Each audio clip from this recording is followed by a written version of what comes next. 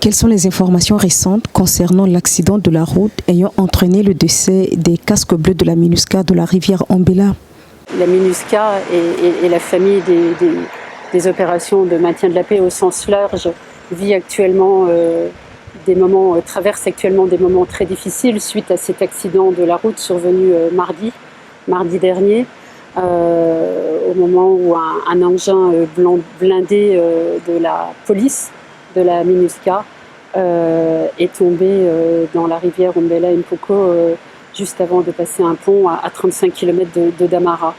Donc à la suite de cet accident, deux policiers, il s'agissait d'une unité de police constituée venant de la République du Congo. Deux policiers ont pu sortir de l'eau et 5 de nos collègues ont été alors portés disparus. Sur ces 5, les corps de 3 d'entre eux ont pu être repêchés. Un ce matin, un autre hier et un autre avant-hier. Donc au moment où je vous parle, en ce vendredi après-midi, 2 de nos collègues sont encore portés disparus. Quel est le degré de mobilisation des équipes de secours en vue de poursuivre les opérations de récupération? La mobilisation est immense et elle concerne à la fois la MINUSCA, la force de la MINUSCA, la police de la MINUSCA, mais aussi les ingénieurs qui sont venus là avec des grues, avec de l'équipement pour secourir nos camarades.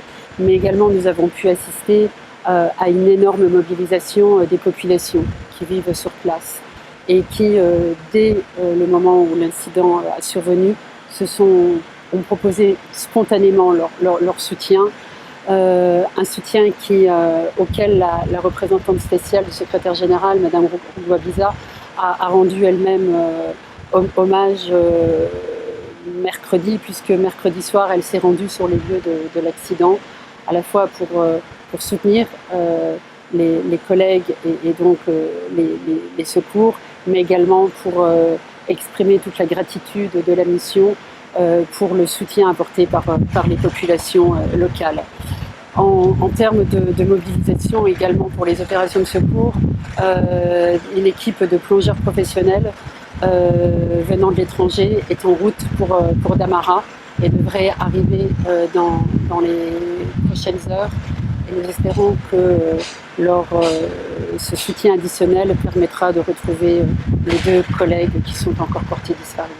Pouvez-vous nous dire quelles pourraient être les causes de cet accident? Dès l'accident est survenu mardi et dès mercredi matin, une équipe d'enquêteurs est partie sur place. Donc les enquêteurs sont sur place en train de recueillir des témoignages et des indices pour pouvoir établir les circonstances exactes de l'accident. Donc là, au moment où je vous parle, il est encore trop tôt pour pouvoir dire quelles sont les raisons qui ont conduit à ce malheureux accident.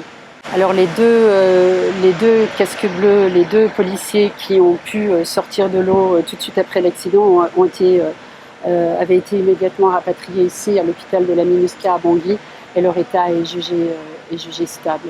Je vais aussi profiter de cette occasion pour aussi avoir une pensée pour évidemment les familles des collègues qui ont perdu la vie dans cet accident, les familles des collègues qui sont encore portés disparus, donc à leurs familles, à leurs proches, mais aussi au gouvernement de la République du Congo, qui est l'un des fournisseurs de policiers de la MINUSCA ici. Donc nous voulons, et au nom de la mission, je tiens vraiment à exprimer toute ma sympathie à tous nos partenaires, à toutes ces personnes qui sont engagées au nom de la paix ici en République centrafricaine.